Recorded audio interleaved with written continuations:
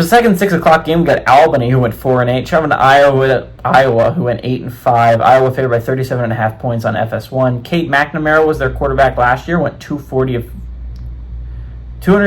1,537. Oh my God. Kate McNamara went 104 of 172, threw for 1,017 yards, 6 touchdowns, 5 interceptions. Caleb Johnson had 240 carries for 1,537 yards and 21 touchdowns. And Jacob Gill had 35 catches for 411 yards and 2 touchdowns. They lost Caleb Johnson, and that's a massive loss for that football team. At Iowa, so much of what they do is built on being able to run the football that losing that part, I think, is just going to be really detrimental for Iowa moving forward.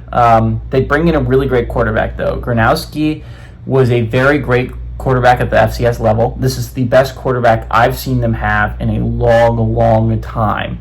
Probably since 2016 or 2017. He's immediately that. Iowa has to have an offense, and I think that's what's really concerning. Is Iowa went 8-4 last year, and that was a disappointing year for Iowa. They're right there. If you really think about it, Iowa is so close to being a really good team in the Big Ten. You just need a consistent offense, and that's always been the problem. The new offensive coordinator came in and he did a much better job than the previous one, Ferentz's son.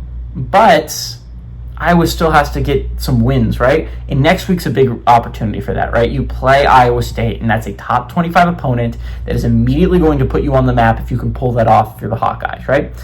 It's not an insane schedule for Iowa. I mean, it is kind of, because I think they play Penn State and Ohio State, which is a really rough schedule for Iowa fans.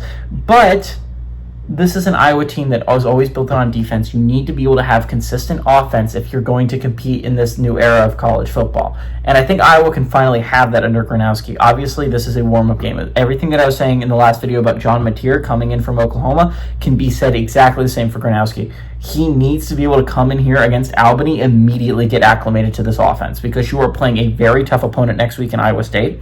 A rivalry game, number one, Cy-Hawk rivalry. Number two, Iowa hasn't beaten the Cyclones in 2 years, 3 years maybe.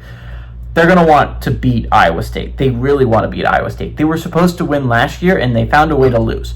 And if you're Iowa, normally you don't find ways to lose. You find ways to win. So Iowa really wants to get a win against Iowa State. They're going to be underdogs. I believe it is in Ames and not in Iowa City. So you need to be able to have that consistent offense. You need to put yourself in a position where you can do that. And that's why I kind of really like the Hawkeyes here. I think Gronowski's going to come in. I don't know if he's immediately going to be acclimated, but I think they're going to be able to beat Albany. And in years past, I would take Albany to cover, because 37.5 points was always a lot of points to expect Iowa to put up.